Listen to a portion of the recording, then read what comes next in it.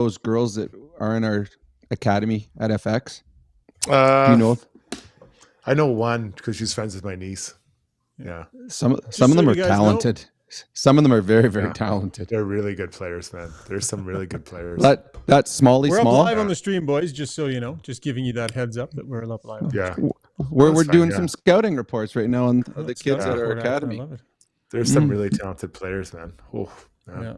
I think about 6 of them got college scholarships already. Really? Yeah.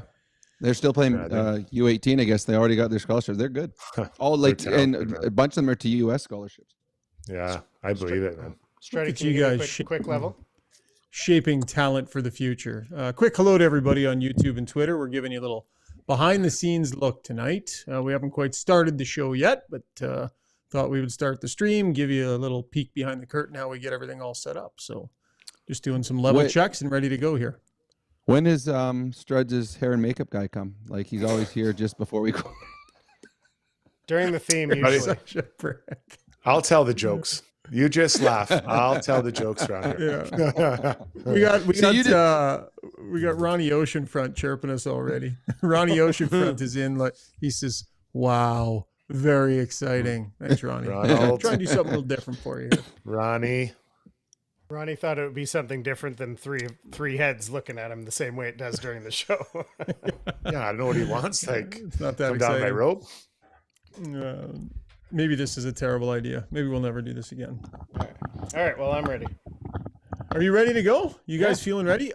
Just a heads up, guys. We're gonna do. We'll go a little bigger picture on the Oilers offense in takeaways in our second segment. So, like, any big picture thoughts about where their offense is at? Knobloch had a comment where he sort of discussed the metrics versus the results. So we talk about tonight in this first segment, but we'll save the big picture offensive comment for the second segment. Quaddy says Oiler like effort on this cold opening.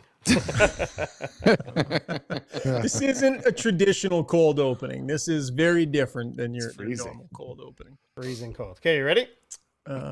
Yeah. Doug TF says, I left EST for this. Go ahead. Flip back over, Doug. Go ahead, bud. Okay, here now let's get going, Zuby. Let's do it.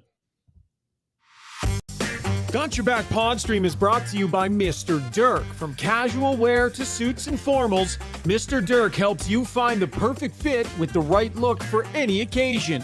Step up your wardrobe at MrDirk.com.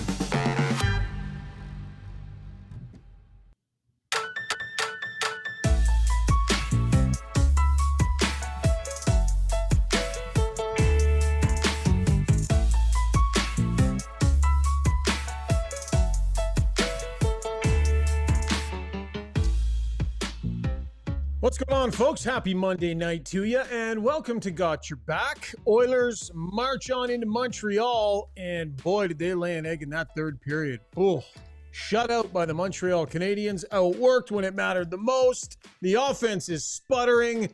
That was not a good night. We've got Jason Strudwick and Rob Brown joining us tonight to break things down. Chris Sabunia is manning the controls out in Kelowna. And we got a great packed show for you. So thank you so much for spending some time with us here on our live stream on YouTube and on Twitter. Or if you're downloading us and listening in podcast form, welcome, welcome. As always, our show is brought to you by our fantastic title sponsor, Play Alberta. Skate on over to playalberta.ca to get in on odds, boosts, and player props and other ways to make game time more interesting. Deposit today and you will get a $50 free bet with the code GYB11. Again, that code is GYB11. Visit playalberta.ca, and I'm coming at you from our Adrenaline Diesel studio, now with an online store for all your diesel truck parts needs. Check them out at adrenalinediesel.ca. Devin Dubnyk filled in admirably for Jason Strudwick, but the big guy is back. Struddy, did you listen to any of the show? Because Brownie and I were quite sickened by the sheer number of kind things he had to say about you in the opening of that show. He waxed poetic on and on and on, Brownie. It was nauseating. It was, but I pointed out that everyone that talks nice about Struds, it's all about your off ice. No one ever says anything nice about your on ice. The goalies do. I mean, how many shutouts do you have to get a guy before he tells really nice things about you? I mean, geez, block every shot that came close. Give us a chance for a shutout. Oh boy, he's a beauty, Struds, and it was really nice having a goaltender on because while we were usually fiddle farting around trying to figure out if the goal was the goalie's fault or not, Doobie just laid it down, man. He just absolutely laid it down. But well thought out, pretty cerebral dude, man. I always enjoyed covering Devin Dubnyk, but really good guy. And what he said about you, Struds, is that you made it very clear. If you open the door to getting chirpy with me, it will forever stay open and it will be no holds barred. If you keep the door closed, you'll live a peaceful life and we will not have an issue. And he said he made the decision early to keep the door closed. That is accurate. I never hit first, but if you even give me any kind of a tongue lashing, I turn out because I just keep cataloging things in my mind. And Doobie, I don't remember ever chirping him. He was such a nice guy, and it's good to have him on here. But it never, it's something. If you never say anything to me, I'll never do anything. But if you give me a chance, oh God. Find a foxhole. Makes me wonder how much you're holding back on this show because I mean we take our shots at you, but I feel like it made me wonder how much are you biting your tongue? Because Doobie made it sound like you got something for everybody all the time, but you're not really like that on this show. Well, I'm trying to be kind. I want to be invited back. Probably smart. I've been known to have a fragile ego. Hey, Brownie, you chirp me too hard, I get grumpy. Well, I get the text from your wife the next day. Could you be a little nicer to Shogger? It just ruined his whole day. Hey, Brownie, guess what? Lose my wife's phone number, all right, bud? That's no good. She pays the invoices. I'm never losing that one. No way. He's locked himself in his golf simulator for the afternoon and won't come out. Oh, good stuff. You know what's starting to develop? I'm hearing it out there. The whispers, the Amazon curse. You guys hearing this? I mean, Amazon follows the Oilers all over the place. They end up losing the Stanley Cup final. Amazon comes to town. They want to broadcast games. The Oilers can't score any goals. I think they're 0 for in terms of, I think on Amazon they're 0 for. So it has not gone well for the Oilers and Amazon. But I don't think Amazon's going anywhere. So they better get this thing figured out. Let's get to the breakdown, guys, and talk about this shutout loss brought to you by the Alberta Ram dealers. Across Canada, clear-out continues with even bigger deals. Get up to $13,600 in total discounts on a 2024 Ram 1500 DT Laramie Crew Cab. Check out your Ram dealer today. Gorgeous looking trucks inside and out. So they made it look good on the shot clock early, gentlemen, but I would submit not a lot of substance there. A lot of numbers on the scoreboard, but in terms of shots and stuff, but not a ton of substance there. And yeah, it sort of played itself out through the rest of the game, Struds. Lots and lots of perimeter tonight. They just didn't seem willing to do the tough stuff to break through. Is that fair? Yeah, I think it's funny about the prime curse. I mean, the prime, unless they're playing defense inside the middle of the dots, between the dots, I don't think I'm going to blame prime. I go for the commercials maybe that I don't like and stuff like that, but I'm not going to blame for that. So listen, as I was watching, you do get a false sense of, you kind of get lulled into believing, they're actually playing pretty well. And they did. They were in the offensive zone, especially earlier on the game. I didn't think that Montreal was in their zone a ton. But the Oilers weren't really inside the of the Montreal zone either. They're on the outside, right? There's a lot of kind of low to high, D to D, back down the other side, back behind the net. Like it looks good. And it reminded me so much of that series that Oilers lost to Vegas.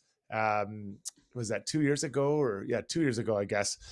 2 years ago, maybe. Yeah, 2 years ago when they spent quite a bit of time and were like, man, they should be winning these games. And then you realize, they really didn't get any high quality chances. So it looks good, but you've got to push through. You got to drive that middle and just make it ugly.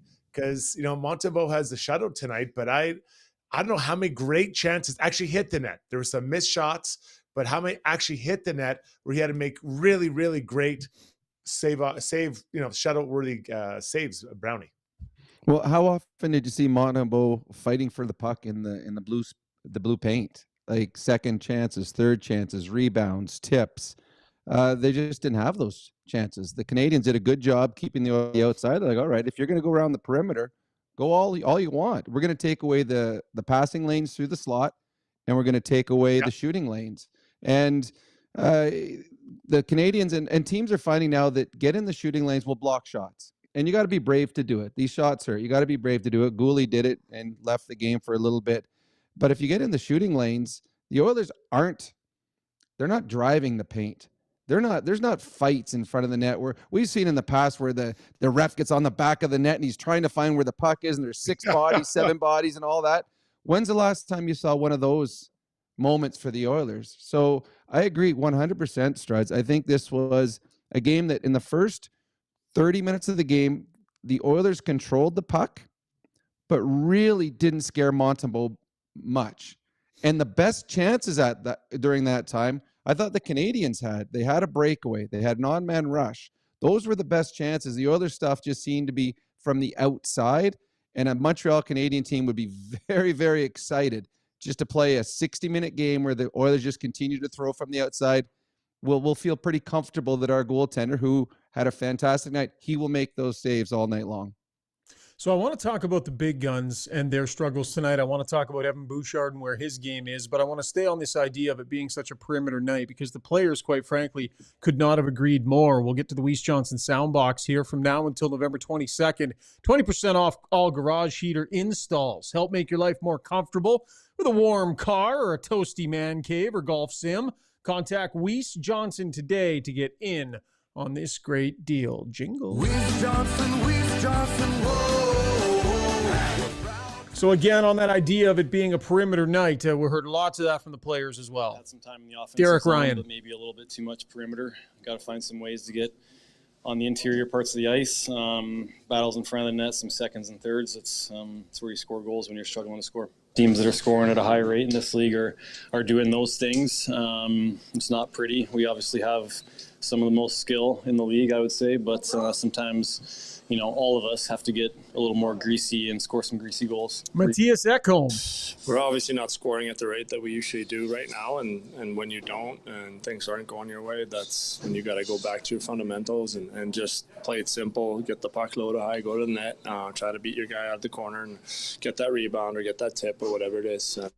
And Chris Knobloch finally here. You'll notice a theme. Yeah, we had a lot of possession time, but a lot on the perimeter, especially in the second period. It was a lot of time in the offensive zone, but we really didn't generate very much. They didn't give us many chances. I don't think we had our first 5-on-5 chance until at least second half of that period. So as good as it looked, we really didn't have many opportunities to score.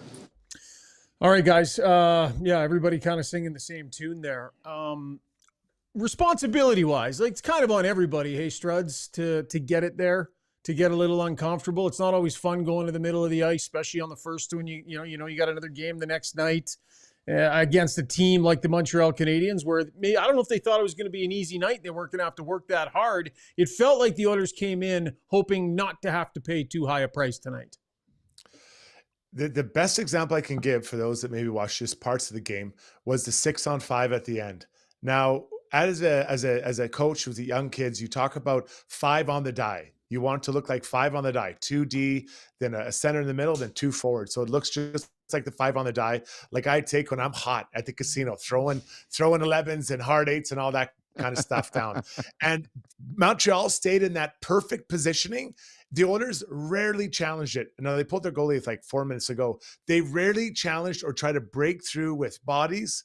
And if you're not going through with bodies, it's pretty hard to get pucks if your pucks aren't moving that quickly as far as passing around, try to open up. It was such a great example of not penetrating the middle. When you need to penetrate the middle, you're trying to score. And then you just go backwards. How many times did you, there was the one time Perry brought it from behind the net, couldn't get around, so he just turns and just kind of throws a backhand. I understand what he's trying to do. He's trying to throw it to the net.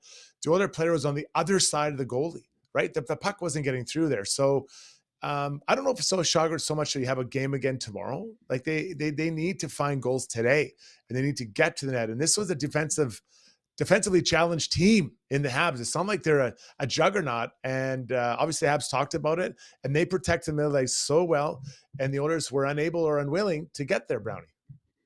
Well, I think you got to give credit a little bit. The Canadiens did protect the front of the net very well, but I don't think the Oilers pushed to get into the front of the net. So it's not as though you had these Canadian defensemen cross-checking, pushing, grabbing, doing whatever they can to keep the Oilers from the front of the net. The Oilers didn't attack. And it's funny that you talked about the 6-on-5 at the end. There was one opportunity where it went up high from, I think, Bouchard, Ekholm to McDavid. And McDavid was by himself on the boards. And I'm like, okay, he's going to attack now because he's the guy, like he could attack the middle dot guy on the 5, and he didn't. He went back up and went on the perimeter again. I'm like, okay, well, you're doing exactly what the Canadians want, because if you attack the front of the net, you're going to pull someone at you, throw the puck on net, and now chaos reigns. And that's where the Oilers have always been so successful on their power play, especially, but 5-on-5 is you attack when there's a loose puck. Their puck retrieval skills are fantastic in front of the net. That's when, as Connor and Leon talk about, they get into play in road hockey. They can make these tight little passes, but they're not even getting to that because they're not taking the puck to the front of the net. And tonight was a game in the first 20 minutes. I thought the Oilers controlled the puck, but I thought the Canadians controlled the physical play. They came out and finished every single check. And I thought as the game went on, the Montreal Canadiens became a much better hockey club than the Oilers did. And I think it just started from they came with energy and emotion. I do not believe the Oilers can play without energy or emotion. They can't just play a simple, skilled game. I just don't think they have that. When they play with energy, with some anger, with some emotion, they are so good. But when they play a flat game like they did tonight, they're not effective. Nobody expects them to hit. It's not a requirement to get ice time on this team, Brownie. Yeah, but it's the same team that went to games. It wasn't a requirement last year. They went to Game 7 of the Stanley Cup Finals. So it's never been a requirement for this team. I know, and that's a fundamental issue I have, I think, with the expectation the coach is putting out there. I think he lets these guys off the hook too easily for not bringing the proper level of intensity at times. I don't know if it's required from the group, but I read intensity into guys that are willing to finish checks. That's the way my brain's wired, and it's not the way the head coach's is. Whatever. Yeah, but it can be the opposite, right? Because it can also be the opposite. You can show intensity by being hard to play against, by going to the net. You know, that's so I as a defender, I'd rather get hit than have someone drive the net all night on me, right? Like I'd rather go back and get hit on a breakout rather than someone driving it. It's so frustrating when they're constantly coming at you. And I mean, look at those D over there. Like Matheson, good D. Caden Gooley is really good. Fantastic. Really good. David Savard, I think we know what he's all about. The young guy, Lane Hudson. I'm missing a couple others. He's like a 5'6", right? 6'7", somewhere on a good team. But that is an amazing group of D, but they're pretty big for the most part, and they did make it hard to get through to the middle. And I think that's how you can express being hard to play against. Like Hyman's not a real hitter, but I think he's hard to play against. I'd rather play against a guy that hits than him. Well, Corey Perry, another example. He doesn't finish checks, but he's hard to play against because he will battle you in the crease. And as a defenseman, you hate that because you're trying to watch the play as well as fight this 6'3" guy in the crease. So that's where the Oilers, I don't think, were hard enough tonight to play against. Like Brownie, when you talk about, you know, when the Oilers are energetic and mean and they can't just rely on their skill, I mean, there's only so many ways to show that in a game, right? And I would submit to both of you guys that one of the easiest ways to do that is to just not swing away from obvious opportunities to finish checks on defensemen retrieving pucks. Like, I'll give you a great example. Connor Brown. Connor Brown gets the puck, skates through the middle of the ice, dumps it past the defenseman, takes 2 strides, and then glides. He allows the defenseman to get to the puck first because he's going to be really sneaky with his stick and try and make a play and, you know, check with his stick because that's the expectation. Instead, he's not skating fast enough. He doesn't get there. The stick's not there in time, so he doesn't get a stick on the puck and he doesn't finish the check. A bunch of nothing from a guy that's supposed to create energy. I would submit to you, Brownie, if every time Connor Brown flipped the puck in and chased a D-man, his thought process was, I'm getting that puck or I'm throwing a body check.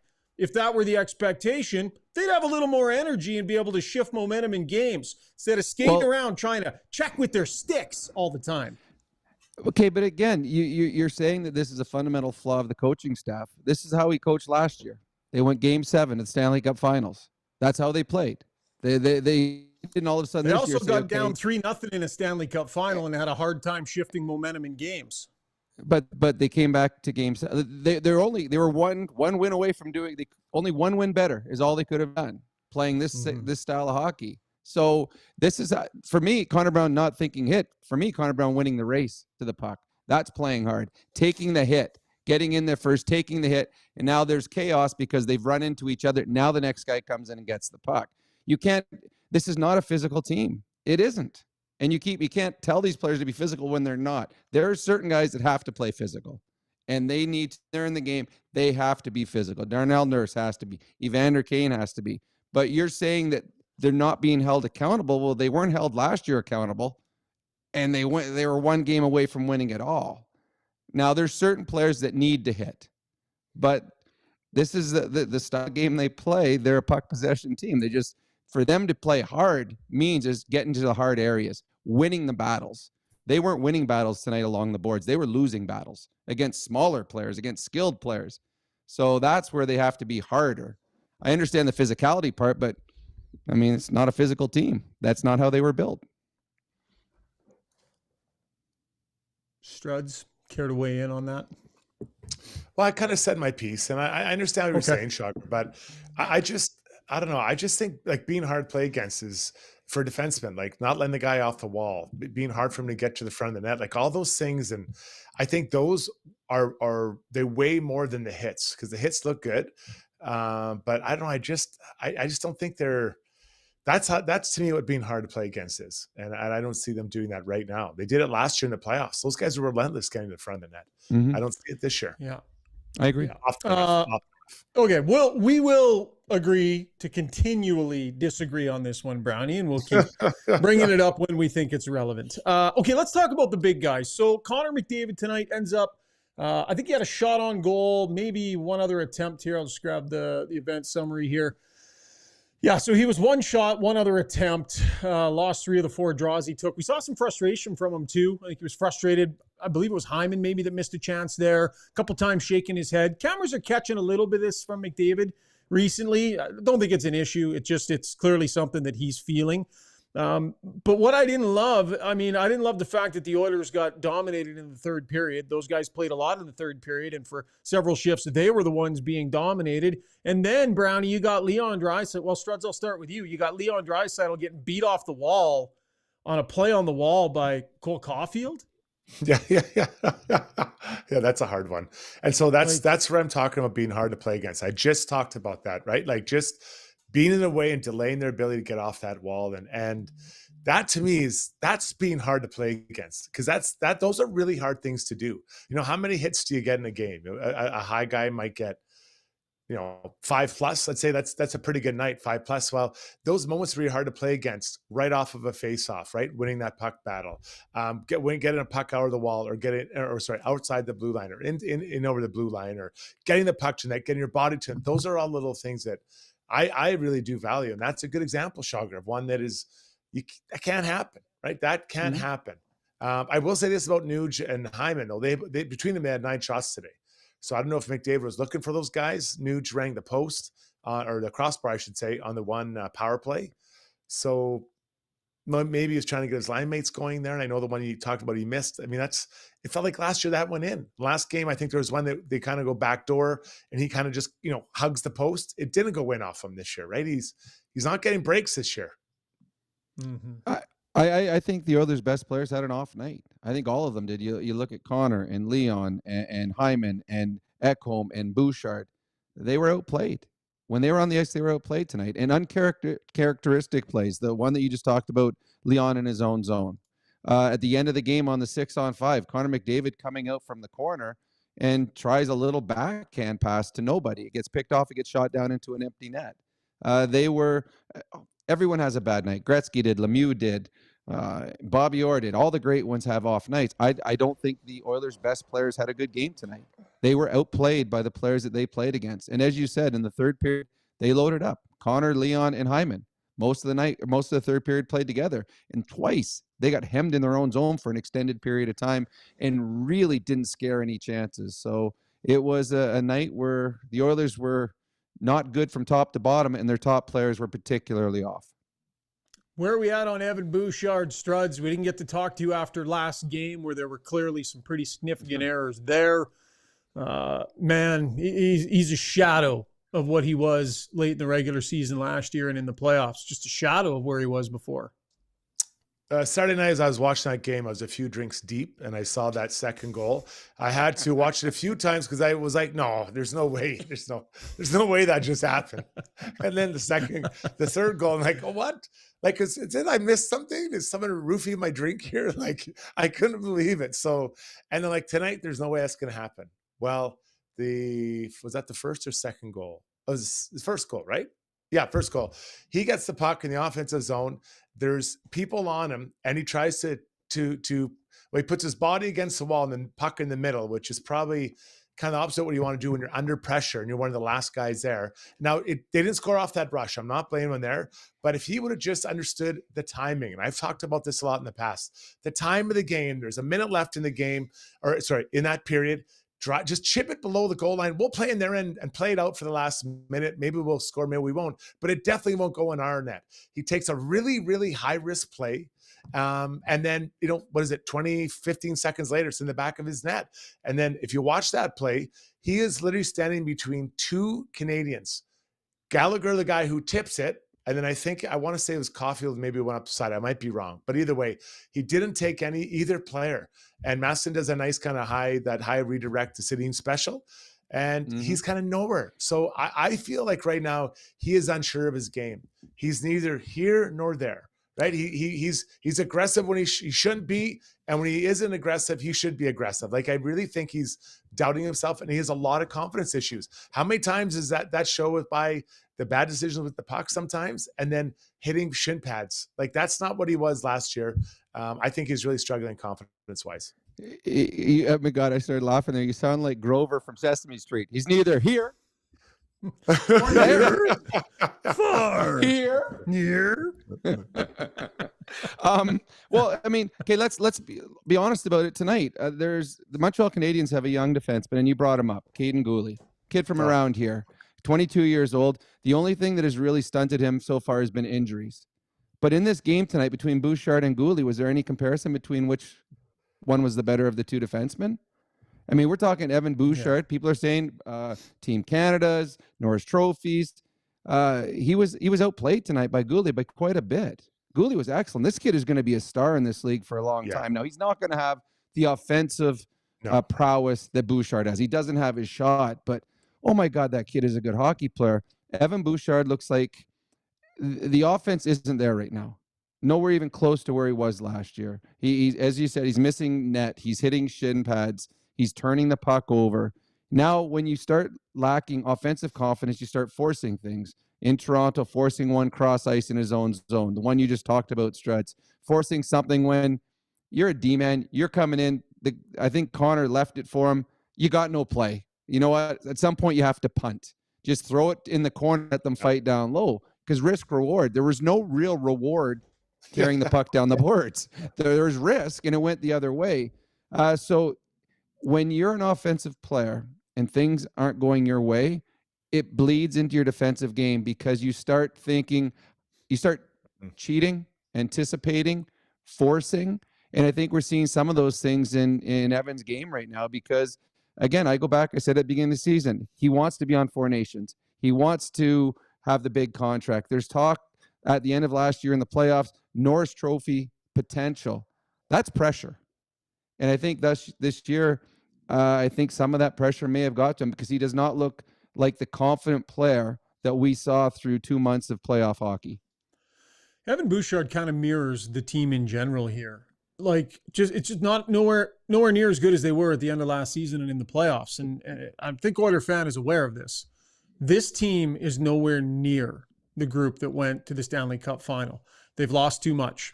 They've lost too much heart and soul. They've lost too much on the back end. They've lost too much foot speed. They're not physical. They're lacking an identity. Their big guys are struggling. Evan Bouchard is struggling in a big way. This is nowhere near as good a team. So that team that went on the run last year and turned their entire season around, this team's not capable of that, I don't believe. Now, that's not to say they're not going to be able to, they just won 3 games in a row. We watched that, and the tide was turning a little bit. But now you drop a couple, and we'll see what happens in Ottawa tomorrow night. This whole thing it has not been great. It's been underwhelming, but I think the sobering fact is this is nowhere near as good a team and they're going to have to find some even keel here and start rattling off some consistent wins. Let's get to the Relentless Player, brought to you by UCAN Youth Services. Are you looking to hire entry-level staff for your company? UCAN Youth Services trains youth in pre-employment skills to help get them ready, willing, and able to join your team. Check out www.ucan.ca for more information. Struds, which Montreal Canadian did you pick tonight, buddy?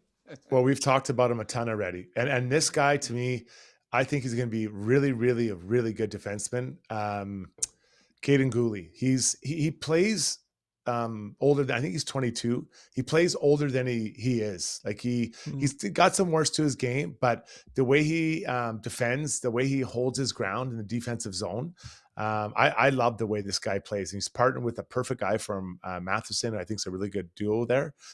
But Caden Gooley, to me, his stat line wasn't incredible, but when you watch him play out there, he's a good one, man. I bet you one day he could be the captain of that team. Although I agree. Suzuki there, so it's probably not going to happen. So, but I agree with you, Strides. And what I love about him in the games that they've played against the Oilers, he's gone after Connor. He's gone after Leon. He's physical on them, and you don't see that from most players, let alone a young kid. I love watching him play. And I was at the end of the first period when he left because he took the slap shot from Bouchard. I'm like, I wanted to watch this kid play. And he came back, and he was outstanding in this hockey game. I agree. That was a great call, Struds. All right. That was the Relentless Player, brought to you by UCAN Youth Services. Okay, still to come. Lots of people on the stream. They want us to talk about 11 and 7, why they're doing it, and if it's hurting them. So we will get to that. Also need to discuss the power play. That will be the subject of our DeBoer's YouTube poll. We'll get to that in the next segment as well. And then offense. Where has it gone from this dominant offensive team over the last few years, and why is it where it is? That and lots more still ahead here on the show. You're listening to Got Your Back, presented by Play Alberta. Quick break.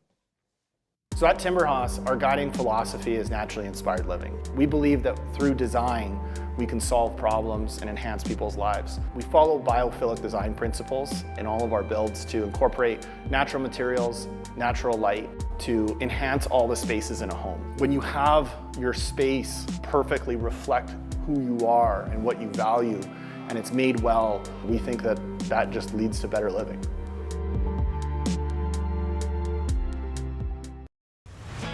With over 18 years in the industry, Kelly Zaretsky and her team at Blue Summit Accounting deliver client-focused solutions and financial guidance for success in a simple and comfortable way.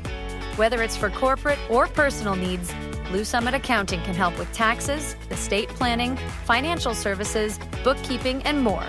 Get in touch today. Email bluesummitacct@gmail.com or call 780-416-9662.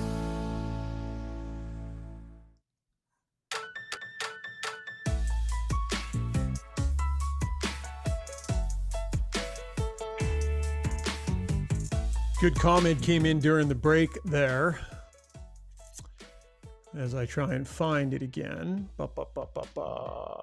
Oilers turning into a two-man team again. 97 and 29. Twice as many points as the next three. And those next three are D-men. That coming to us from Dave Morley. Time now for takeaways, brought to you by Horizon Ag and Turf. With the holidays coming, Horizon Ag and Turf can help you get your shopping list cleared up quickly.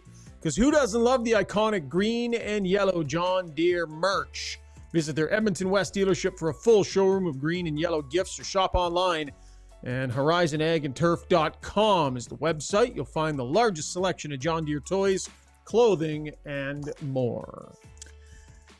Okay, gents. Let's get into the power play. Kind of a momentum buster tonight, Struddy. Sometimes the power play helps you, and sometimes it hurts you. And this is a night where the Oilers power play flat out hurt them. And we're going to put this up as our poll question. We'll get to that in just a minute here. What are you seeing from the power play, Struds? And then we'll talk potential changes. Okay, good question. I'm just going to point out, I think that's the third or fourth game the Oilers haven't given up a power play goal. So I think we're starting to see that coming, right? It's starting to, and I know we're not talking about 20 kills, but I think it's 6 or 7, 8, somewhere in there where they've killed. So you got to start looking at that. Things are starting to build a little bit on that, and it looks pretty good. The power play, it's funny. Like it looks stagnant, then sometimes they look like they're moving. Like they look so unsure of a couple games ago I was talking about, they really look like they're skating downhill again. Then they kind of take a couple steps back. Nuge takes that shot, a perfect setup, and rings it off the crossbar. If that goes in, are we talking about different outcome for the game? Probably, right?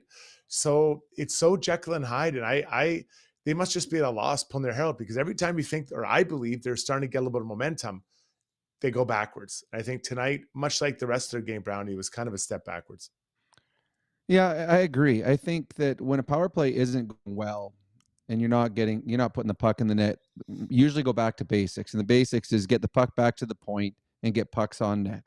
And the one thing that the Oilers are fantastic at is puck retrieval and creating out of chaos. So when Evan Bouchard fires one on net and the goalie makes a save, they always retrieve it, and now they can make passes like in a phone booth, and all of a sudden they get the backdoor wide open net. But they're really good at that. But when they don't get the pucks on net from the back end, when Bouchard gets blocked or misses the net, they've lost the chaos. And now they're just a perimeter team again. So they made a conscious effort to try and get Bouchard more shots. I think, was it in Toronto, we had 17 shot attempts in the game, not on the power play, and only 2 got through. And again, tonight, a number of ones missed the net. And to me, it's, if they don't have that chaos, if the puck's not getting through, you lose the whole advantage you have as a power play unit, because teams are taking away the cross ice. They're taking away the backdoor one-timers. They're not allowing the pass to Hyman on the backdoor that way. They're just collapsing as a box, and then they're getting into shooting lanes for Evan Bouchard. So I think Bouchard has to do a better job of going lateral. Anyone that watches hockey watches Cale Makar on a blue line. Nobody can do what he does, but he changes the angle. So he gets into a different shooting angle. I think Bouchard has to do that, because if his pucks aren't getting through, the Oilers' power play is not going to be successful. Is it just me, guys, or does it seem a little more static? Like, are more guys kind of standing around, and is there less, I don't know, I don't want to use the word creativity, but it seems to me like when they're at their best, that it's not just McDavid and Draisaitl are moving around. Guys are just a little bit more active. I know you got to stay in your positions and be where you're supposed to be and everything, but I was watching it tonight, and I just felt like, man, like even when they had especially when they had the extra attacker out, but it felt really static to me. And I'm not sure if you're seeing the same thing, Brownie, but like, just feels like guys aren't moving around enough. I am, but I think the Oilers, when they start moving, is after a puck retrieval. That's where I think they move more, because they can move all they want. The penalty killers aren't moving. When there's a retrieval, when there's a race for a puck and the Oilers win that race, one penalty killer is pulled out of position. So now the Oilers start filling spots, and now the penalty killers start running around, and that's where the Oilers are so effective. But when the Oilers are set up on the outside and they don't create chaos with a puck on net, they can move wherever they want. The 4 penalty kills are just going to stand in their spot, and they're not going to move. So I think everything comes from chaos of a shot. And it could be a shot not only from Bouchard, fire one from Leon from the side, fire one from higher up from McDavid, but they got to get pucks on net, so there's loose pucks, so there's races. The Oilers always seem to win the races when they're on the power play to pucks. And that's where they create the chaos, and that's where you see the players start moving around all over the place. They're just not getting to that part of their power play because they're not getting shots on net. I don't know how many power play shots they had tonight, but it wasn't very much. So just from the defensive side, like when I'd kill penalties, I loved it what Brownie's talking about. When they would just get it, and we saw it a lot tonight, it would just pass, and it gives me time to readjust into my position, right? As soon as you shoot it from defending, now I've got to react, and now I'm going to get the puck, and then if you get it, whoever gets it, passes again. Usually it's a shot, right? It's like retrieval, pass, shot, or pass, shot. And so, even the 6-on-5 I talked about earlier, you're just standing there as a 6. That 5 on a die didn't have to move. It was just pass, no shot, and I don't have to react. And I love that as a D-man, because it's easy. I've seen this before on every video that I've ever been shown by a coach. So yeah, I think they've got to try to get, and it goes back to what we talked about, the whole theme here, getting off the perimeter to the net, pucks and bodies, and then making everyone a little bit more chaotic and making us react, because right now the D, they're not reacting because they don't need to. It's stationary and stagnant is the word I'd use, guys. Yep. 100%. Yeah. Chiming in, our good friend starting over at 61 from his RV in Mexico. The power play has become far too predictable in his eyes. We're looking for solutions, so we put a poll together. Now, the poll has more to do with personnel as opposed to any sort of tactics, so keep that in mind. But our YouTube poll brought to you by DeBoer's Golf Shop and Fitting Center, helping you play better golf since 1999 with their TrackMan fitting bays, instruction, after-sales support, merchandise, and clothing. Go down, check out their pro shop style atmosphere, 5311 99th Street in Edmonton. And when you walk through the door, at the top of your lungs, yell out, "Got your back, sent me." Let Scotty and Al and TJ and the crew know that you heard about them here on Got Your Back. Zuby, hop in here, my friend. Give people the options.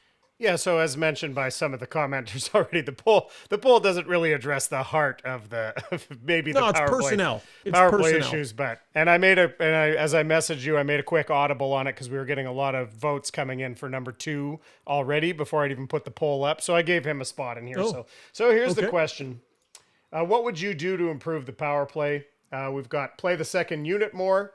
We got swap out Zach Hyman. We got swap out Nuge. Or we got swap out Bouchard. Now that seems like the least likely to actually happen of the 3, but maybe people are thinking there's a 5-forward version of the PP to shape up. So shouldn't be.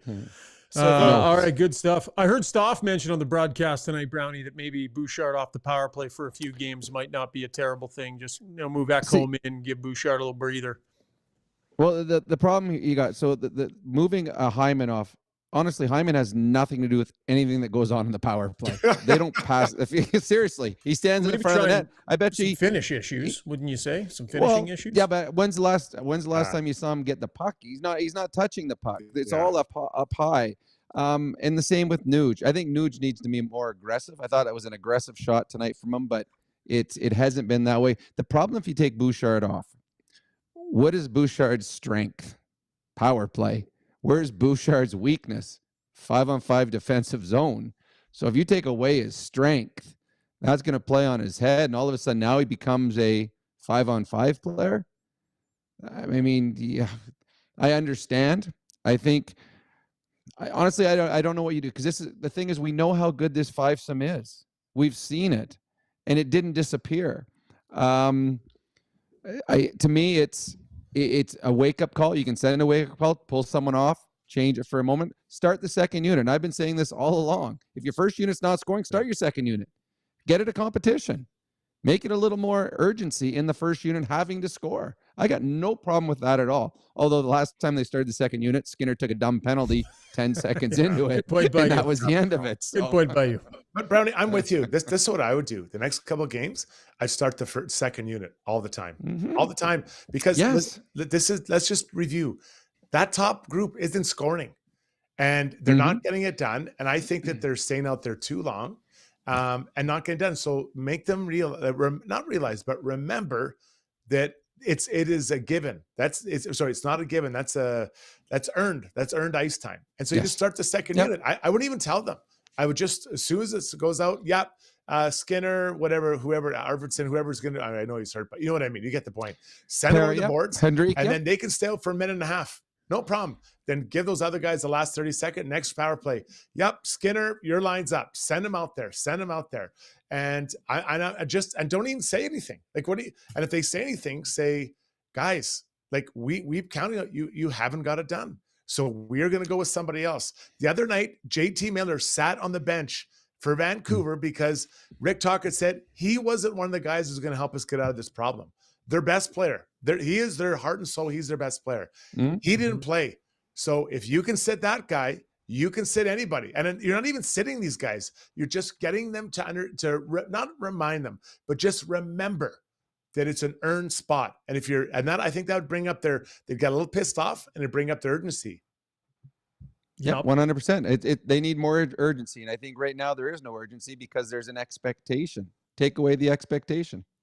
Yeah, and that'll transition to our next point of conversation here. I will just point out, just for clarity, I mean, the Oilers do have power play goals in 3 of the last 5 games.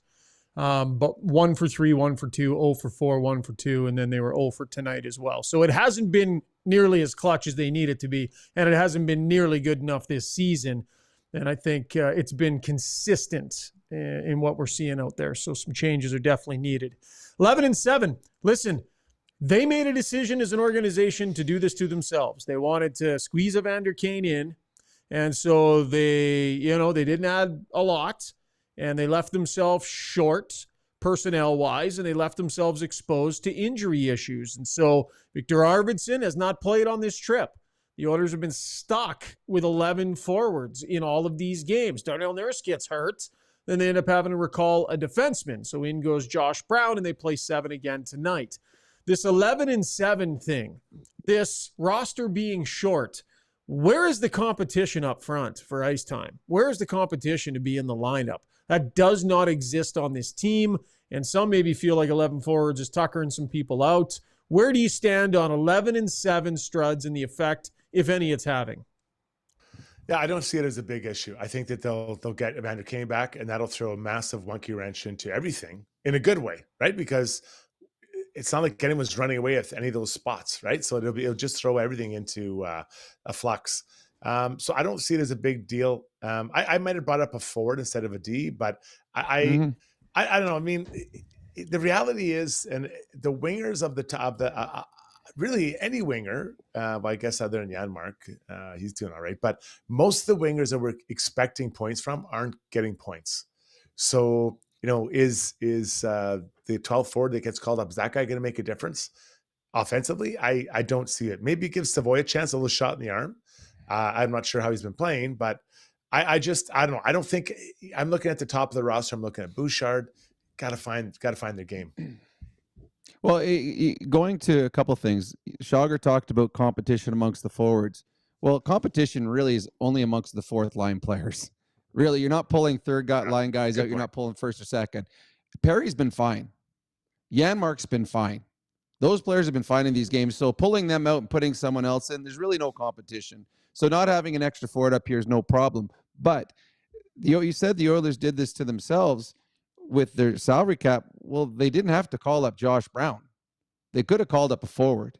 No, they couldn't, though. Because if they get an injury tonight, then they got 5D for tomorrow's game and no time to get anyone there.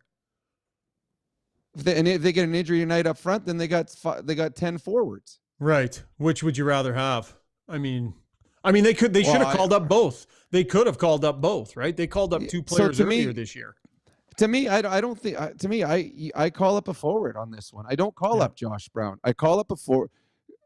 Well, how many D? So what, the Oilers had 6 D tonight or 7? 7. So if they get a Dole, if D-man gets hurt, they have 6 defensemen for tomorrow night's game, anyways. Oh, I see. If they don't bring up Brown, I see. Right. But to me, Arvidsson's hurt. Call up Matt Savoy. You made a big trade. McLeod's done well in Buffalo. He was brought in because of offensive pedigree. Arvidsson's out. Put him on your second line. Guess what? But Colson's got 0 goals on the year. Corey Perry plays there tonight. He can't play on the second line now. Bring up Matt Savoy. Maybe he can't play there yet. But let's look. No one else is scoring in the top 6, or actually any wingers all year long are scoring. Yeah. So that's the one I don't understand. Why you brought up Josh Brown to have 7 defensemen tonight? Bring up Matt Savoy. Give him a shot and see what he can do. Maybe he adds the spark. Energy on Leon's line. Energy, because right now there's no energy. And I love Colson. He's got 0 goals 1/4 of the way through season playing with Leon Draisaitl. I would have given Savoy a spot in tonight's lineup. It wouldn't have been Josh Brown playing for me. Yeah, some good points there, Brownie, for sure. Okay, guys, we're a little long in this segment, so maybe we will save the big picture offense comment for after the game tomorrow night. We'll see if the Oilers could score 4 or 5 and hold off that conversation, because it's one that probably needs to be had. And by the way, for a full update on how all the main prospects are doing, we have an In the System tonight with Ryan Reed. He was here in the main studio recording that today, so we'll do that coming up in a little bit. So a full breakdown of how everybody is making out on the farm with Ryan Reed. Noah Philp, by the way, 4-point night the other night. That was Takeaways brought to you by Horizon Egg and Turf. All right, when we come back, we've got Brownie Points. We got Struddy's World. We got our core blue liners taking a lap. Ask us anything. Lots of show left. Stay with us. This has Got Your Back, presented by Play Alberta. Specializing in heavy-duty commercial truck powertrain repair, performance, tuning, and part sales, Adrenaline Diesel's professional team is ready to assist you with all of your needs, from the simplest oil changes to engine conversions, overhauls, and engine modifications. Featuring an all-new online parts store and machine shop to manufacture, replicate, or repair parts, visit adrenalinediesel.ca.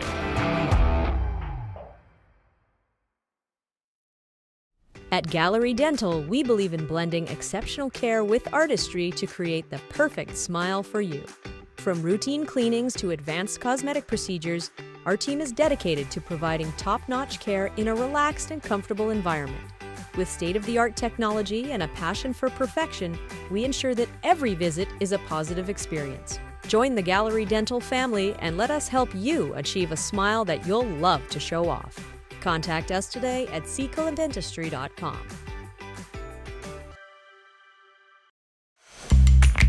When you make a mistake, heads should roll.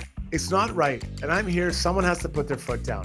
Now that I say it out loud, it does sound a little crazy. Gotta look good.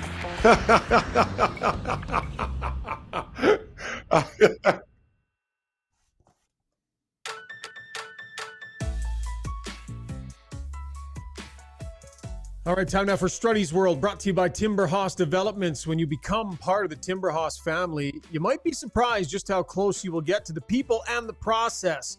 Most builders try and keep the customer kind of at arm's length, right? Once the build starts. Not Timber House. You want to check in on things? No problemo. Stop by the job site. Want to chat with the crew at head office? No issue. Stop by. They've got amazing coffee. I've had it multiple times. You are the most important person in the home building process. You will be treated as such. That is their promise. Visit timberhouse.ca. Struds? So this Saturday, I missed the show because I was at a 50th birthday party, and my buddy, what do you get a guy for 50th? So he likes tequila. So I went and bought a nice bottle of tequila, brought it home. This is all happening like an hour before we're supposed to be there. Obviously, no one plans ahead. So I roll into where we keep our wrapping, and usually have a bag bottle, right? Like I thought, usually you have those kicking around. We didn't have any. Didn't have one that made any sense as far as birthday or anything like. I was even happy with the Christmas one. The only one we had said thanks. It was a huge one. Just said thanks on it. So it was black and gray. And I'm like, oh my God, what am I going to do? So I'm looking for the tissue paper. All we had was green. So I wrapped this bottle in green tissue paper and drop it in the thanks, literally thanks.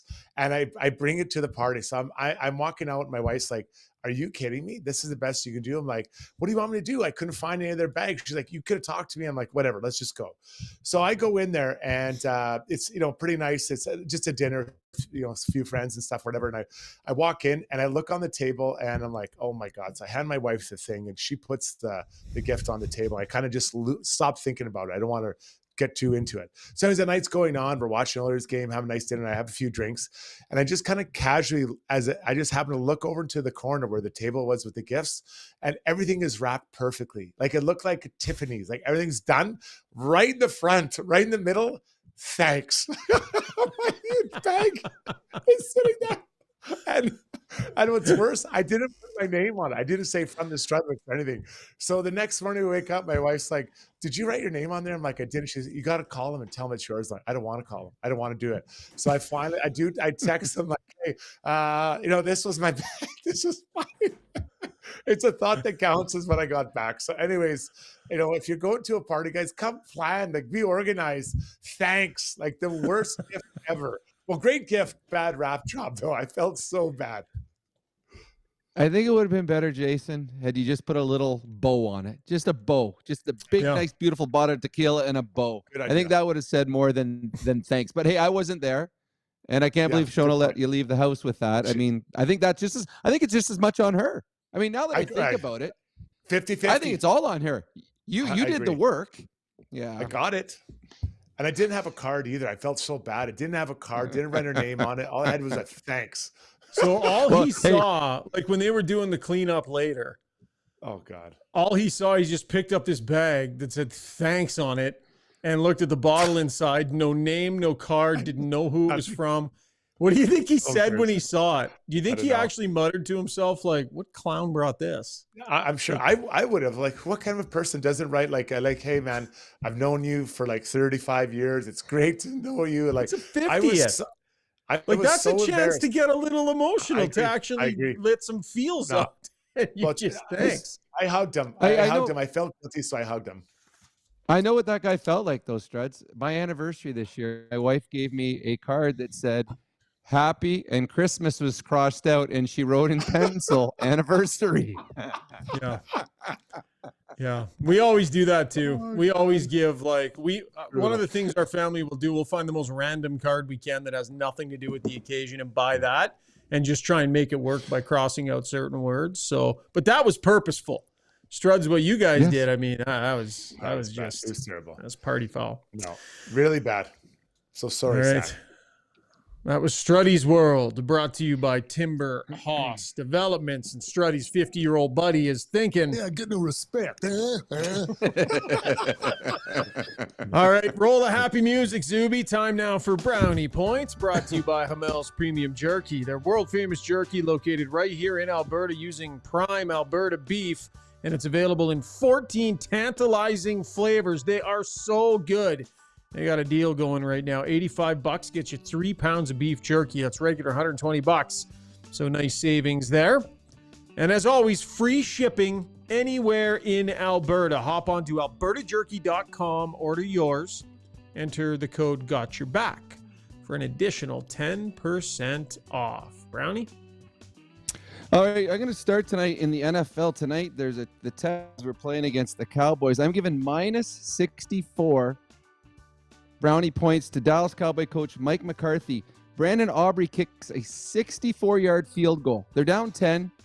He kicks a field goal to put them down 7, but there's a penalty on the play. McCarthy says, we're going to accept the penalty. They take the points off the board, and then the Dallas Cowboys go 4 and out, and they get no points. The guy has a 64-yarder.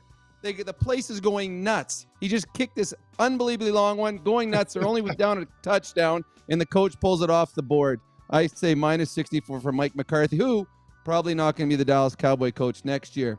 I got minus 13. He'll be hired by the New York Giants, so Struds will be happy. I got minus 13. Minus 13 brownie points to the Oilers' 5 best players, 29, 97, 18, 2, and 14. They were minus 13 in this hockey game combined. 3 were minus 3, 2 were minus 2.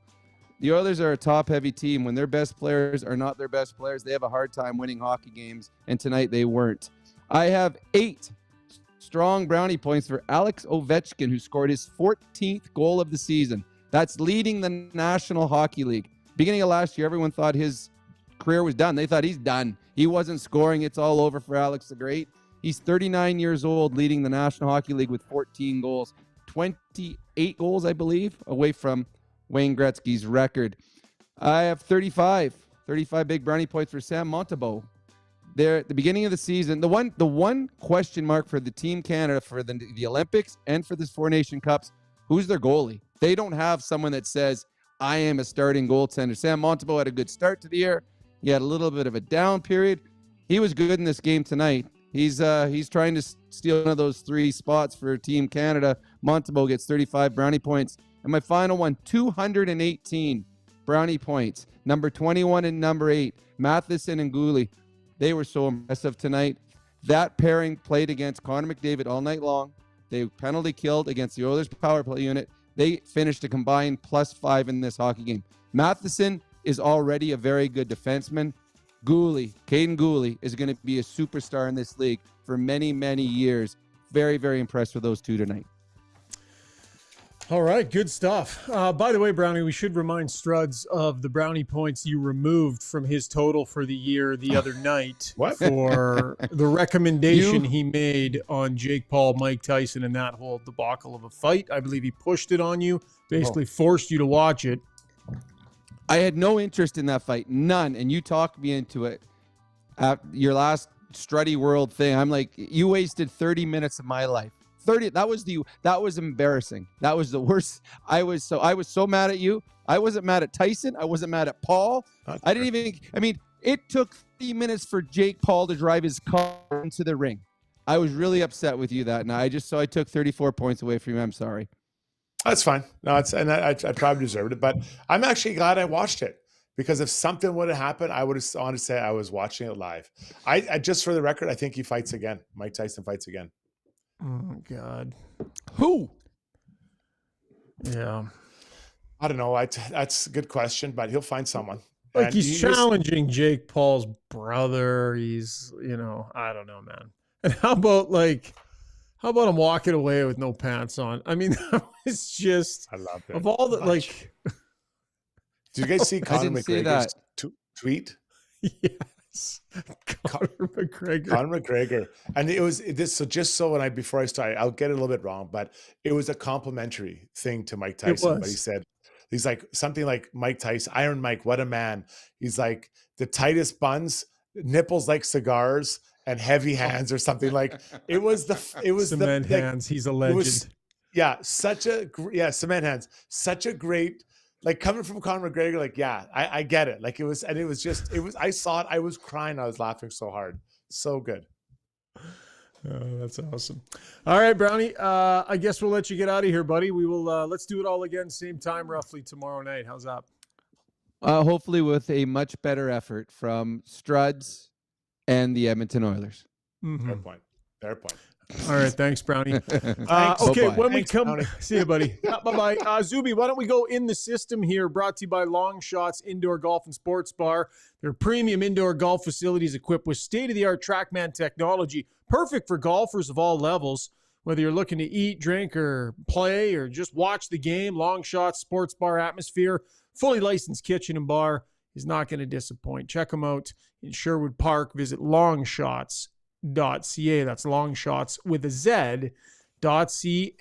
And our fine young prospect, Ryan Reed, brings us up to speed on all things Oiler prospects.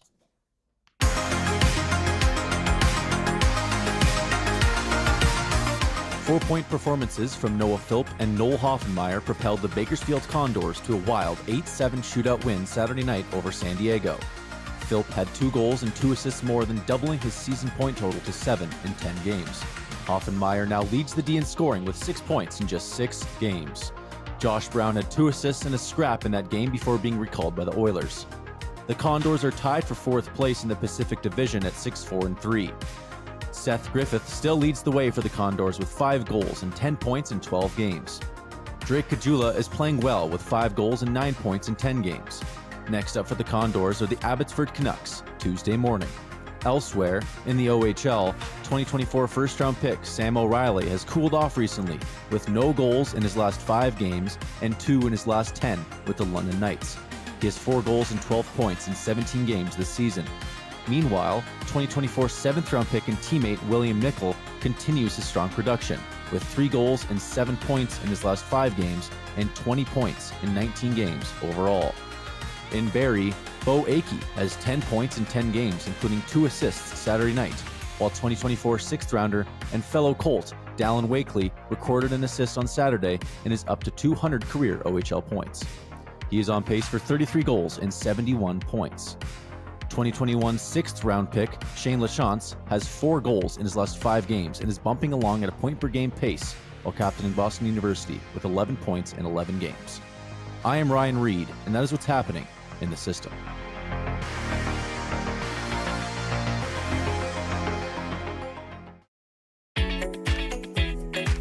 Ready to go all in this season? Mr. Dirk's got you covered with express on-site tailoring, a wide selection of craftsman-made suits, sport coats, and casual staples for every occasion. Score big with Mr. Dirk. We've always got your back. Visit us off White Ave, south of 102nd Street, or browse online at mrdirk.com.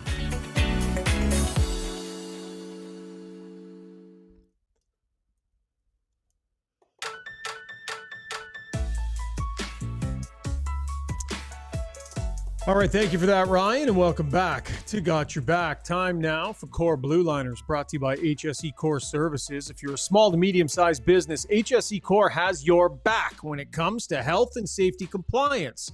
From creating and managing a tailored health and safety program that meets all legislation and core requirements, HSE Core supports clients' operations every step of the way. Visit www.hsecore.ca www.hsecore.com. That's www.hsecor.com for more information. Tonight, Struds, little debate as to which defenseman we were going to focus on tonight. You wanted to do Gooley. Would have been a great night to do him, although we ended up talking about him a tremendous amount. But instead, we chose a guy that potentially is on it is on the trade block for the Montreal Canadiens. Don't know if he's a fit for the Edmonton Oilers, but a big, burly guy on the back end. Yeah, Savard. He's a big, strong guy. I think he's like 6'1", 6'2", 230. Like, he's thick. He's like a Canadian Ratko Gudas. That's what if you're not familiar with him, that's what he reminds me of. Just a big, thick human. And he plays heavy. He does get some hits, not a ton of hits because he's not that quick, but he's cross-checking guys. He's making life hard. All those kind of little details we talked about being hard to play against. Those are the details he has in his game. He's really strong. I would call him or describe him efficient at moving the puck.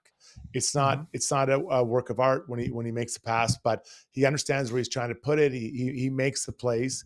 But I don't feel that this player is what the Oilers need unless they plan on playing them in their third pairing. I believe when Tampa Bay won their Stanley Cup, they traded for this player, and he was in their third pairing. And that's what he was. He was heavy. He was hard, killing penalties. The Oilers, I still think, need a puck-moving type defenseman, more so than this type of guy. Would he be an ad? Yeah, I'd take him, but he doesn't solve the real problem. So that's the challenge. But someone's going to get him, who's going to be happy with him. If he's in that, I think that 5'6", 4, 5, 6 maybe spot, but not a 4 that is a puck mover. He is not that guy. Yeah, I agree with you. I agree with your assessment. And he makes too much money, right? The last thing they need is to bring in a 6'7" defenseman I think his cap hits $3.5 million. Although obviously Montreal's going to have to shave that back to get somebody to take him. Not the right style, I don't think, for what they need, and not a great option. But one of those guys, he has some experience. He's been right in the mix before, knows what it looks like to play and have success on a good team. So there's some pieces of his game that I think you like, but probably not the proper fit for the Edmonton Oilers. Lots of chatter about Marcus Pettersson right now. Some reports coming out of Pittsburgh. The plan is that they will be moving him. And so I think that's, the Oilers are being tied to him. We can maybe get to that and ask us anything because I think a few people are asking that question, but far different style than what Savard brings, Struds. But good breakdown on a guy that will get moved at the deadline, and unless something changed in the Oilers' makeup, don't know that is a fit. But that was Core Blue Liners, brought to you by HSE Core. All right, pal, let's get looking around at a couple of the other stories happening around the National Hockey League tonight. Time to take a couple of laps. That's brought to you by Aecon. 150 years they got in the construction industry, one of Canada's original leaders in heavy industrial contracting. They're right here in Edmonton as well, proudly operating in Edmonton. Think about Aecon, they're always looking for good people. So if you are looking for work and you got a background, any sort of background in construction, head over to their website and click, that's aecon.com, and click join our team. They can take a look at everything that they have available, see if it fits for you, see if it fits for somebody you know. Great company that is always looking to put good people to work. Struds, let's take a couple of laps here, buddy. Where you want to go? We'll start with the Caps. Ovi, as we mentioned earlier, scored 2 goals tonight. I think he's 27 now away from breaking or tying Gretzky's record. Late in that game, though, Ovi was clipped by Jack McBain of the Utah. And he went down and he went to the dressing room. Now, I haven't seen an update post-game. You may have seen him on Chagra. I haven't been able to find one. But he did leave, and my understanding is he didn't come back. It was I would describe it as a knee on knee, an unintentional knee on knee, just kind of 2 players swinging the same area of the ice. I didn't think it was dirty by McBain at all. The intention wasn't dirty, but Ovi leaves. So, we'll wait to see if there's any kind of an update. I'm guessing they'll take a look. It looked like a knee to me, knee issue. Yeah, nothing from Carberry here. He's being evaluated as we speak, and we'll know tomorrow. That from Tariq El-Bashir, great Caps reporter. So don't have any information, probably an update coming tomorrow. Yeah, so that could derail, whatever, his short-term, long-term. I have no idea. So I'm just speculating, but it's just making you aware that there was an injury to Ovi tonight. Yeah, no, totally relevant. And then in something a little bit closer at home, former Edmonton owner Taylor Hall has had a slow start to the year. Now, yeah, he's in Chicago, for those of you who don't remember, and his year was derailed last year. He got surgery and he came back, and he hasn't been putting up a lot of totals. He didn't play Saturday night, and quote unquote, Taylor Hall said he was surprised by it when he met with reporters this morning. He didn't have any sense that this was imminent from Luke Richardson, their head coach. There weren't video sessions saying that he needs to do this or do that. It was just like, bang, you're not playing. And that's unsettling. I don't know Luke, but I think you have to give players chances to make the changes you'd like to see in their game as you get closer to the idea of maybe scratching or sitting them, which is English for scratching. So yeah, Taylor Hall surprised, and he's a guy that, might be an interesting ad for a team looking for some offense at some point. So he's got no goals in 1, 2, 3, 4, 5, 6, 7, 8, 9. Looks like 10 games he had no goals. In that same time period, looks like he had 3 assists. His ice time dipping as low as 13:23 the last game he played, 14:07 another game, 13:58, 13:55. So his ice time is really dipped down. But really this season, I mean, he has not played 18 minutes in a game yet this season. He's been like 15 and change. So it hasn't been getting a lot of ice time. Things are rough in Chicago too, man. Like Connor Bedard right now, he's scrambling. Ray Ferraro had a good analysis, saw him play in Vancouver the other night this morning on the Ray and Dregs Hockey podcast. He's struggling to find goals too there, Struds. Like it's tough. You've got this player with all this expectation, scored a lot of goals last year, and it's dried up. It's drying up around him. He's having to push his way through some dark days here in Chicago. Yeah, I watched that game a bit too, and he just looks unsure of himself, right? He looks like he maybe should have looked last year. And let's be honest, I think when a rookie comes in, you have no idea what to expect. You're just wheeling and dealing, doing your thing, and you're kind of blissfully ignorant, right? If I can, and that's a kind way of saying it, right? You don't really know what you don't know. Now your second year, you're like, okay, well, I've done this already. I should be able to do this. And then the league also kind of looks at you and says, okay, well, now I know what they like to do. We got to try to keep them here. Don't let them get to this spot. So the league kind of adjusts you. Plus you start forcing it, expecting a little bit more. So I think he's maybe questioning how he's going to play. And then the team around him is struggling. Aren't they in last? If they're not in last, they're right at the bottom, near the bottom. So that's a tough one for this group, who I think we're hoping to take a bit of a step forward, like not to playoffs, but I think a step off the bottom of the mat. Taylor Hall's one of those guys too that was brought in, fellow first overall pick, understands the pressure of performing, understands the pressures involved with being that, not that he was as highly touted as Connor Bedard, but then when your support guys are struggling the way they're struggling, that's tough, right? Those are guys that are supposed to be leading the way for Bedard and helping him push through these times. And Hall is having trouble getting any sort of traction under him at all. They are ahead of the Nashville Predators in the Central Division, Struds. That was taking a lap. Do you have another final thought on that, buddy? Nope. No, that's it. No, go for it. All right, that was Taking a Lap, brought to you by Acon. So we're going to open things up here, get to Ask Us Anything in just a minute. But before we do that, Struds, let's rip through our scoreboard, brought to you by Canadian Club in honor of the founding year of the CC Distillery, 1858. The all-new Canadian Club Classic 18-year-old high proof comes in at 58%. Their highest proof Canadian Club Classic to date, full-bodied whiskey, aromas of caramel, toffee, spicy vanilla, and a rich oak, with that butterscotch finish that is so smooth. Struds, not a ton of games of consequence for the Oilers, and not everything wrapped up here, but let's run through the scores from tonight. Well, just a couple that really intrigued me. Columbus just took the Boston to school. They won 5-1. Mason Lowry, the D-man for Boston, was -4. And of note, David Pastrnak, 0 shots in this game. They were booed off the ice at points during this game. That is really, really tough for that group. The Avs get 3-2 win over the Flyers. Cale Makar has a couple goals in that one, so pretty impressive for him. And then Val closer to Nichushkin home- back in their lineup too. Hey, bud. Yeah. Yeah. He started, Couple was of that his games now? second game? Yeah. Second, third Yeah. game, I think, in there.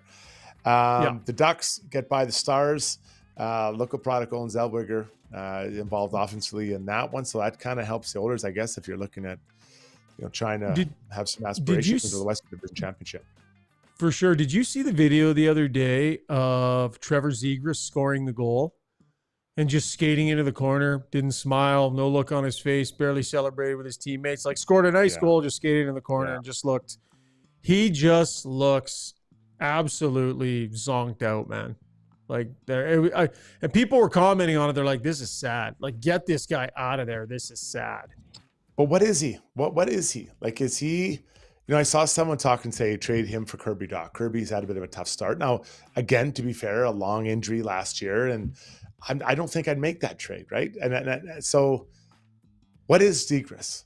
Is he just a skilled guy that looks great doing things, or is he a guy that you can count on when things get heavy to get in there and be like, just imagine him last year in the finals against Florida. How would he play in that environment? Yeah. So you would not trade Dach for Zegras from which end? If I was Montreal, I wouldn't make that trade. Really? No. Interesting. I probably would. I think you got a way better chance of getting a second organization bounce out of Zegras. Different coach, different message, put some different people around him. I think there's still... Is he a heavy player? Is he a guy that you No. like? No. But it's not like Kirby Dach is playing heavy either. And he's already... He missed a whole year. What's that? He missed a whole year last year. Yeah. No, that's fair. Yeah. So that's fair. like, I don't know. I think Zegras is very, very risky purchase. Really risky purchase. Yeah. All right. That was Taking a Lap, brought to you by Canadian Club. Zuby, why don't you hop on in here, my friend? How's the temperature been on the stream tonight? How's it been? It's been hot. It's people there's some very strong opinions on the stream. What's the most ridiculous thing you've seen on the stream tonight? Oh gosh. Someone agreed with you and said that the team is. How about this? Schauger was right. Hate to admit it. This team is soft. No, I'm just kidding. That was ridiculous. I had that locked and loaded, but cute and ready. I should. You know what? I should make a marker too of the most ridiculous comment every night, and that could be part of it. The problem is if we give those too much attention, then people will just be throwing them in there trying to get ridiculous comment of the night. Like, it's not like we can make that a sponsored segment, or it would be mayhem. I guess the most ridiculous is just the thought that every single guy that was let go by the team this offseason, we want them all back. All the ones that were just getting shredded in the comments all through last season and sometimes in the playoffs. We the fans want those guys back, apparently. So Gord Parchewski says, I say stupid stuff all the time. Good to be honest with yourself, Gord. We appreciate that. Let's get to some of the best comments of the night. Ask us anything. BJ Electric Supplies is your sponsor, an Edmonton-based independent electric wholesaler.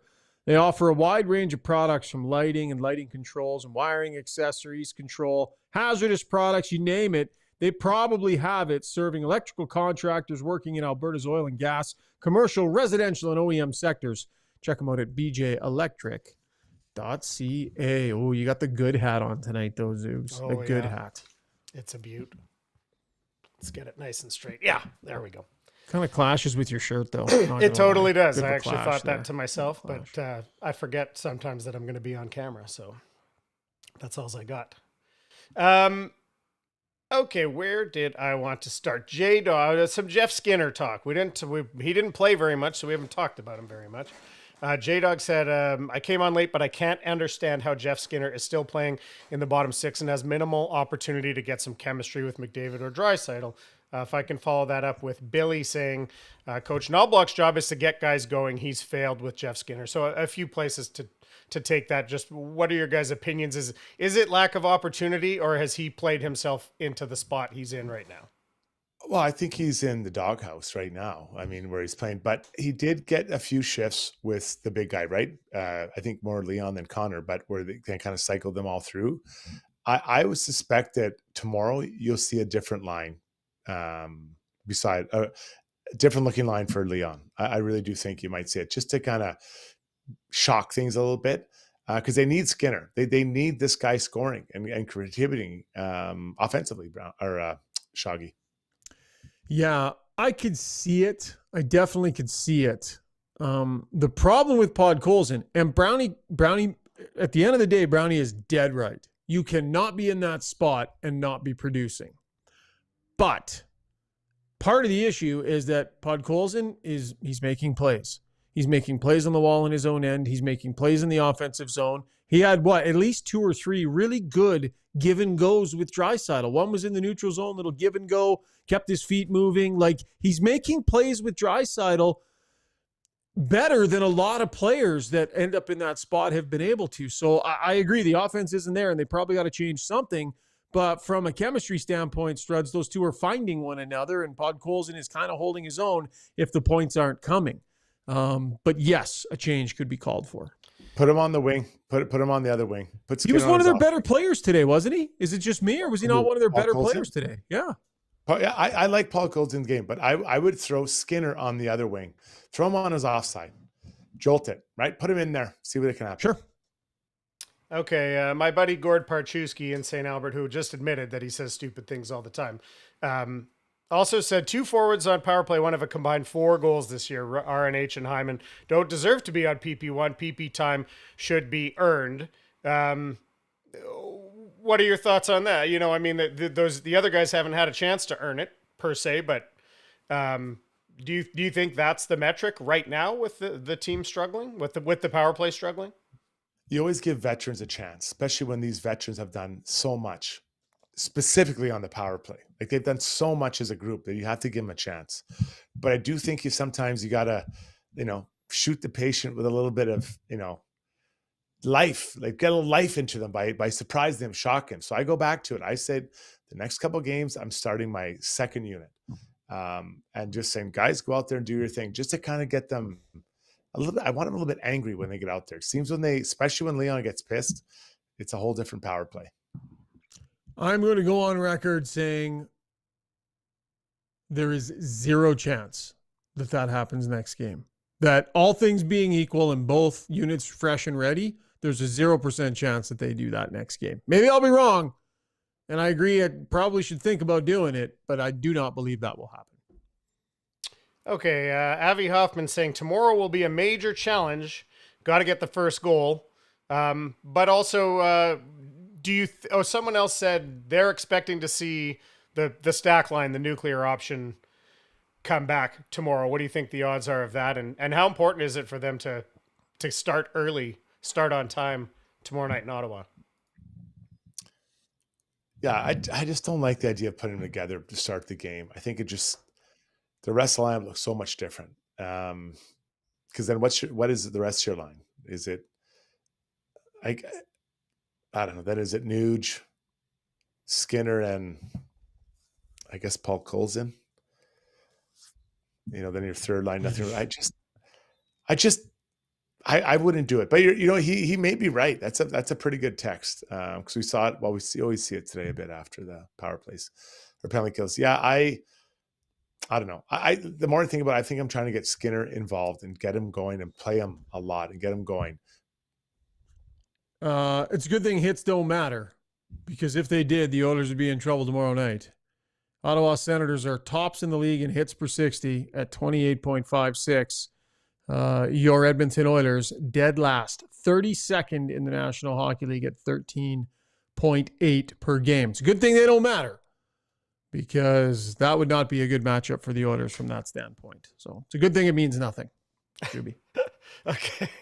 Dan Grasser, he just chimed in here with a similar comment, but I had this one from earlier. And he's saying, starting on time is great, but the Oilers haven't been playing third periods very consistently. So why is that an ongoing issue with this team? Obviously, if you guys could pin that, you'd be behind the bench. But what do you see? What are you seeing in these third periods? Yeah, brutal third period tonight, hey, Struds. And then on top of that, in previous games, spitting the bit and giving up leads. Yeah, and that really makes it tough. And so, I know you're passionate about the hits, Shogger, and I get it. But they have had leads, and it's decision making in those critical moments. from critical, like big time players, understanding it. And not to pile on Bouchard again, but you know, the 2 goals in the third period, the second and third last game, and then tonight's at the end of the second, those could be prevented. Those are preventable goals where you gift the goals to the other team. That has nothing about, you know, your skill level, your physicality, your ice time. Those are just plays you don't make. And I think that is, they have to just get over that and understand that moment. But these are things that we talked about a number of years ago. And because for the most part, they're playing, like they're not giving up a ton, right? They're not giving up a ton. Even against Toronto the other night, like they were in complete control of that game prior to the cross ice pass that goes off Connor McDavid. Complete. I thought they were cruising to a 3-1, 4-1 empty net goal game. Zuby, a couple more and then we'll wrap it up. Sure. Do you want to get into Marcus Pettersson again, or? Yeah, no, I know there were a couple of comments asking about him. I mean, I think he would be a target for the Oilers. There's some reporting from Josh Yohe out of Pittsburgh that they are. That the Oilers have lots of interest in him. Struds, we've seen him this year. I think he makes some sense. And if the Oilers keep accruing cap space, they'll certainly be able to fit him in. Yeah. So what is the goal? Like, what are we looking for? Are we looking for a guy that can, you know, eat minutes, be big, and, you know, and take up space? That's the guy. If you're looking for a guy that moves the puck really well, I don't see him in that role. So if you get him, is he now beside Ty Emberson on the third pairing? Maybe he is. But if you're doing that, why not just have kept Cody Ceci? You know, like he's good. Like he's a good D-man, but he's a D-man. Big lanky guy. Like he's a big lanky guy, right? 6'4", like 180 pounds. Yeah, he's kind of like Bouchard, or not Bouchard, sorry, like Vinny. He's going to take up space and do those types of things. But I believe they need a puck moving defenseman. They can move the puck up quickly to those guys. I felt they missed that last year in the playoffs because they had Nurse and Ceci. And I'm not saying those guys can't make plays, but neither of them are passing like Bouchard. If they could find someone on that second pairing that moves the puck, so now both Leon and Connor's lines have someone feeding the puck up to those guys and getting out of their zone quickly. That's the type of player they need. The problem is, I'm not exactly sure who that guy is. Yeah, I looked at Walker. Pettersson's a decent puck mover, is he not? Like he, you know, like he's got 8 points this year. I don't think I think he's a decent defender and puck mover, isn't he? Yeah, decent. But is he, like, if you put him beside Darnell, is that the solution in that spot? Like, I don't see him as a really great puck moving defenseman. Upgrade on Emberson, right? Upgrade on Emberson in that spot. I think Emberson stays in. Isn't Pettersson a left shot? Am I wrong? Left shot, but he can play the other side. I read a little bit that he can play the other side if he has to. So who's coming out then? Right? Yeah, I mean, So we'll see how much Kulak. What's that? So sorry, Kulak plays beside Nurse and Pettersson and Emberson.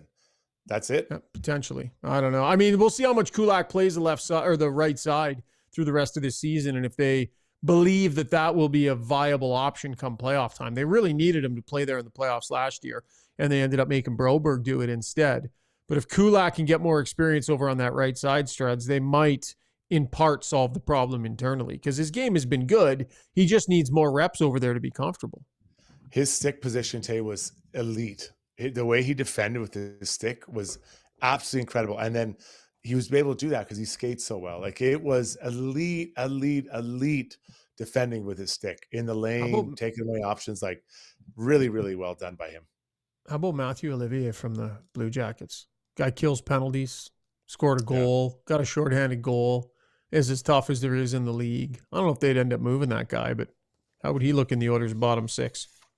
Yeah, no, I mean, he's you know, give the guy credit. He's doing a really good job this year. So to go, just to put the bow on this, the thanks bag on top of Marcus Pettersson. I like him as a D-man in my third pairing. He is not a second pairing partner for Darnell Nurse. All right. One more, Zuby, and we'll wrap, or is that it? We're good. Two quick ones. Okay, Reverend Hans-Peter Meyer says, have they missed Nurse these last 5 periods? Yeah, great name. The Reverend. Yeah, big time. Big time they've missed Nurse. Huge. He's been playing well, Struds. They definitely dramatically missed Darnell Nurse. They do. And I know there's a lot of people who don't like him, and that's fine. He moves well. He defends hard. Could he brought a spark to this game tonight? Yeah, probably.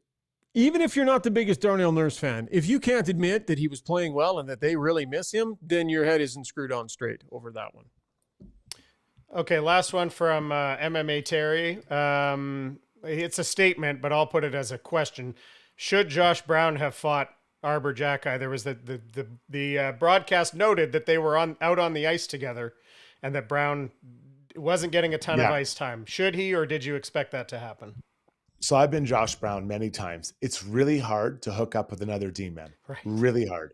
And it wasn't like either one was playing a ton. I want to say, I think Josh was around 12, 13 minutes. And so to get out there at the same time as that guy and find a way to get meet up, it's really, really hard. Really hard to do it. Yeah, and if people are thinking the Hyman hit, like, I mean, not ideal. I didn't think it was that dirty. I didn't think it was that, egregious that it absolutely required some sort of response. The other thing about Brown is he has been scrapping nonstop in the minors. I think he's got 5, including, I think he had one last game. So he has really been slugging it out down there. He'll find his time, and people will see up here at this level how good he is at doing it. That was Ask Us Anything, brought to you by BJ Electric Supplies. Okay, let's wrap up the show. Oh, the poll. Yes. Did you guys forget the other night? Again. Go ahead. Did you guys forget the other night or almost forget? No, we did 2. We did 2 because we forgot the previous show. Okay. All right. So here was the question. What would you do to improve the power play? Swap out Nuge came in at first place, 37% of the vote. Play the second unit more came in second, 29%. Swap out Bouchard, 20%, and swap out Hyman, only 12%, 245 votes. So people thinking Hyman the least of the concurring with the panel, Hyman the least of the power plays issues, but they'd like to see someone in for Nuge or maybe get that second unit going. And I believe swapping out Nuge is the least likely of those scenarios. I don't think Nuge gets swapped out on that power play. I've said that since training camp. But we'll see because, we'll see. I think it'll be status quo for another game. They'll be given an opportunity. They're going to need that power play to beat the Senators tomorrow night. I think it will be status quo, but we shall see. Okay, Struddy, let's get to our play of the day, brought to you by Gallery Dental. Take the first step towards a stress-free dental experience at Gallery Dental, providing modern dentistry for today's patient with the most up-to-date dentistry, sedation, implants, and so much more. Contact GalleryDentalYEG.com. What do you got tonight, Struds? From this weekend, it was a massive pickleball championship. And on the match point, there was a disagreement. They went up and they slapped paddles. And the one guy slapped the other guy's paddle out. It was I should say this is doubles. The player bent over to pick it up. The player that picked up was Peter Shonk. And he got shonked by the other guy, kicked him in the head, and Shonky went down. Down he went into the net. And there was people there, of all the 10 people watching, there was some intensity out there. And the other guy stormed off the court. But Peter Shonk let us all know he is okay. So okay. I'm going to try and show it if I can. I'm going to try and show it. So can you guys see that okay? Yeah, that's good. Yeah, we got it. Okay, so finishing point. Peter Shonk, guy gets excited. He's like, yeah! And then watch him swat the guy's paddle out of his hand. Yeah, Peter Shonk. Boom, goes to pick it up and doink. I just can't believe a kick. It wasn't even that hard a kick. Like, who was he playing against? Bruce Lee? Like, the guy just was, the Shonky was right in the net. But Peter said he's okay. So they're talking, it was a big topic on Twitter about sportsmanship in pickleball. Pickleball etiquette. Hey, man. If you score a winning point, over-celebrate, walk up and swat the guy's paddle out of his hand, I'm not advocating for violence, but if it finds you, you probably need to look in the mirror on that one. No, there's no reason to kick another human while playing pickleball. Like, there's nothing that can happen. I'd be so embarrassed to be that guy. And I guess he's probably going to get banned from that pickleball court. You have to go somewhere else. If he tried to pick it up. So I think it was genuine. Wow. He was just a little bit amped up to knock it out of his hand. So I don't think the kick was justified. No, he swatted it out of the guy's hand. Agreed. Swatted it. It was a swat. Like, yeah, it was too amped. I think that's how they sell it. That's like their version of shaking hands. Good game in the line. It was too much, but the kick was not justified. He says, Gomez says he'll be the guy to fight Jake Paul next. Sure.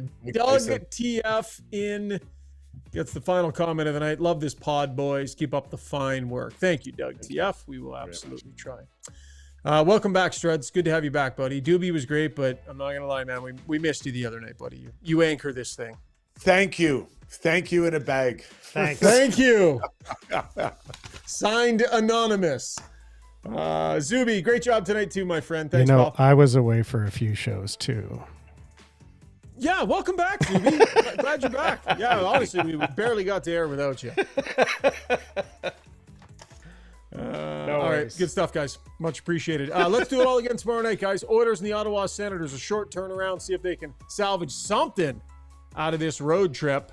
We'll drop a post-game pod when that is all done. Thanks for joining us here on the live stream, downloading us, listening to us in podcast form. We really appreciate it. Love everybody that hopped in on the live stream tonight. Great conversation as always. Look forward to doing it again soon. And thanks to Play Alberta, our title sponsor. Have a great night, too.